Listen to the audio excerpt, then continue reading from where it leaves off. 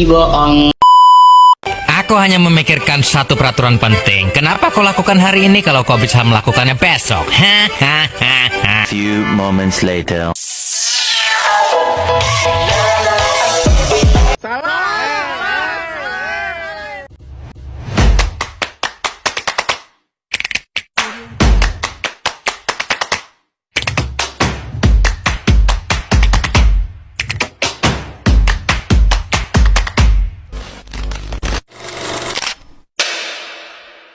Assalamualaikum warahmatullahi wabarakatuh. Halo semuanya, perkenalkan nama saya Riri Anggraini dari kelas 11 IPS 3. Di sini saya akan mempresentasikan tugas sejarah Indonesia yang bertema paham-paham yang mempengaruhi bangkitnya nasionalisme di Indonesia. Paham-paham pertama yang mempengaruhi munculnya nasionalisme di Indonesia. Pertama, ada nasionalisme, menekankan identitas kebangsaan, persatuan melawan penjajahan menjadi motor ide lahirnya organisasi politik seperti Budi Utomo dan PNI. Lalu yang kedua ada liberalisme gagasan, kebebasan individu, hak politik dan pembatasan kekuasaan absolut menyebar lewat pemikiran barat dan mendirikan kolonial sehingga memunculkan tuntunan politik.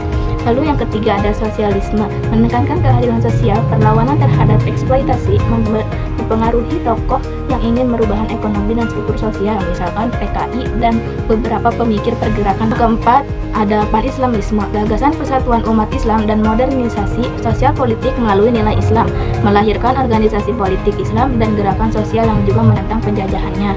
Lalu yang kelima itu ada demokrasi dan nasional, liberalisme, tuntunan pemerintahan yang mewakili rakyat dan pemikiran konstitusional, mempengaruhi tuntunan reformasi politik pada masa pergerakannya. Lalu tugas kedua itu ada pemilihan tokoh pergerakan Indonesia. Di sini saya memilih tokoh R. Soekarno.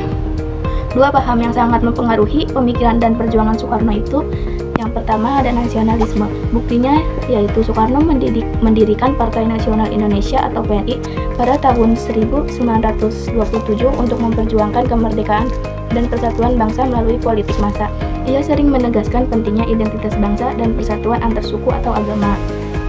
Lalu yang kedua ada Marxisme. Bukti nyatanya yaitu pada periode awal pemikirannya, Soekarno menulis dan berbicara tentang persamaan tujuan antara nasionalisme dan Marxisme, serta menyatakan perlunya kesetaraan sosial. Yang pertama itu ada tulisan-tulisannya seperti seri artikel Nasionalisme Islam dan Marxisme menunjukkan keterlibatannya dengan gagasan sosialisme. Ia menggabungkan kritik terhadap imperialisme dengan tuntunan keadilan sosial. Nah, bagaimana sih paham-paham itu membentuk pemikiran dan langkah perjuangannya? Pertama ada nasionalisme, langkah konkret Soekarno. Mendirikan PNI pada tahun 1927, aksi ini lahir dari keyakinan nasionalisnya pada rakyat Indonesia harus bersatu politik untuk menuntut kemerdekaan. PNI fokus pada gerakan massa, pendidikan nasional, dan kampanye anti-kolonial. Contoh nyatanya yaitu rapat-rapat politik, pidato-pidato kebangsaan oleh Soekarno yang membakar semangat. Lalu ada retorika persatuan di pidato dan tulisan. Soekarno menulis dan berpidato untuk menyatukan berbagai golongan, suku atau agama ke dalam cita-cita kemerdekaan. Ini kelak tercermin juga pada upaya merumuskan dasar negara Pancasila yang menekankan persatuan.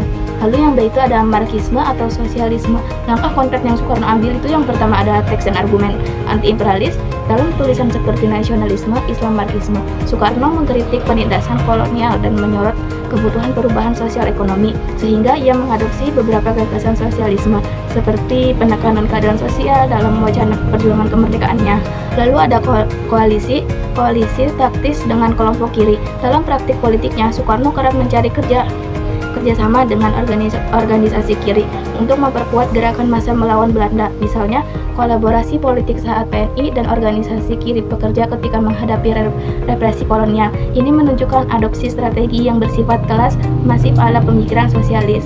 Contoh perjalanan hidup Soekarno itu yang pertama ada penangkapan dan pengadilan pada tahun 1929 hingga 1931.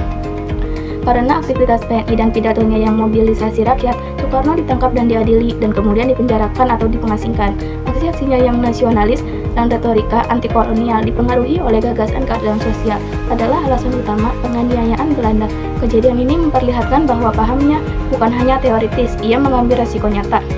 Lalu yang kedua itu ada keterpaduan gagasan menjadi praktik dan keanekaragaman. Setelah proklamasi dan di masa kepresidenan, Soekarno mencoba merumuskan kesatuan paham melalui konsep Nasakom, nasionalisme, agama, komunisme. yang mengusungkan politik luar negeri anti-blok, non-aligned movement, konferensi Asia sampai Afrika.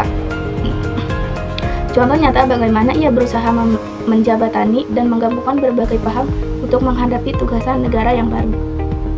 Cukup sekian presentasi dari saya, kurang lebihnya mohon maaf. Wassalamualaikum warahmatullahi wabarakatuh. Thank you, Elmore!